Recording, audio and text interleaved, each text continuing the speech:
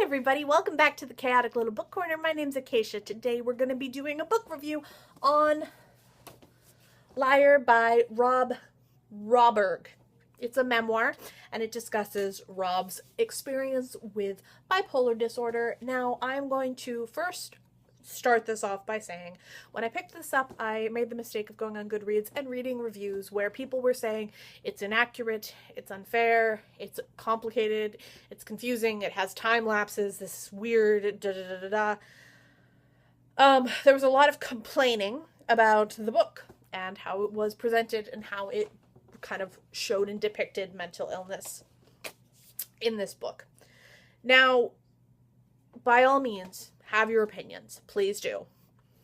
But from the standpoint of someone suffering from mental illness, I'm going to tell you something. And this may come as a shock. We don't all experience mental illness the same. I'm going to let that sink in. And the reason I say this is a lot of people were complaining that it didn't remind them of the experience that their mother had or their sister had or their cousin had. And that seems unfair to me, to compare somebody's memoir to somebody else's experience, because they're separate people. They experience things differently. They feel things differently. Rob self-medicated. He suffered with suicidal ideations. He's not shying away from conversations that need to be had. It's taboo.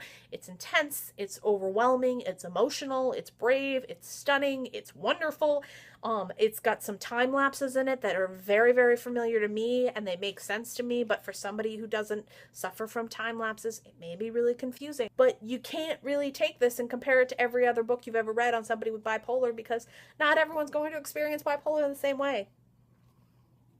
Nobody's going to experience one mental illness the same way every time, because it's just not like that. Unfortunately, mental illness isn't cut and dry. That's why there's so many different meds, and there's so many different types of psychiatrists, and there's so many different types of people that study this and try and treat it differently, because not everything works for one person. There is no cookie cutter mold for mental illness.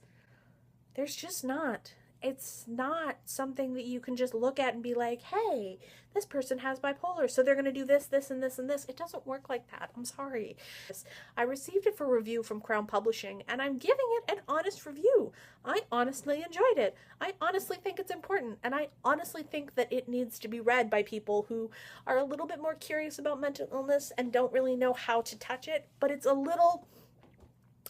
I would say that this is not Furiously Happy. Furiously Happy is if you're willing to kind of go into the mental illness world, but see it in a more comical light. This has some comedy elements to it, but don't expect to be laughing every 2 pages, because there are some moments where you're like, ooh, that makes me uncomfortable, and that's okay.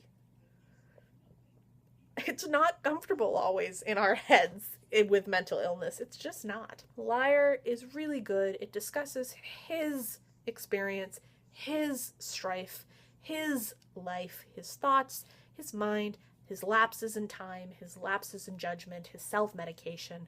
Please give it a look, at least. I mean, I really think a lot of people should read this. I think it's important, and I hope to see other people pick it up, because I think that it could really help some people understand that it's really not about a cookie cutter situation, and not everybody deals with mental illness the same, and self-medication is one of the ways that some people do deal with it, and that needs to change, because watching people drink themselves or have drugs or something in their system to try and stop the pain,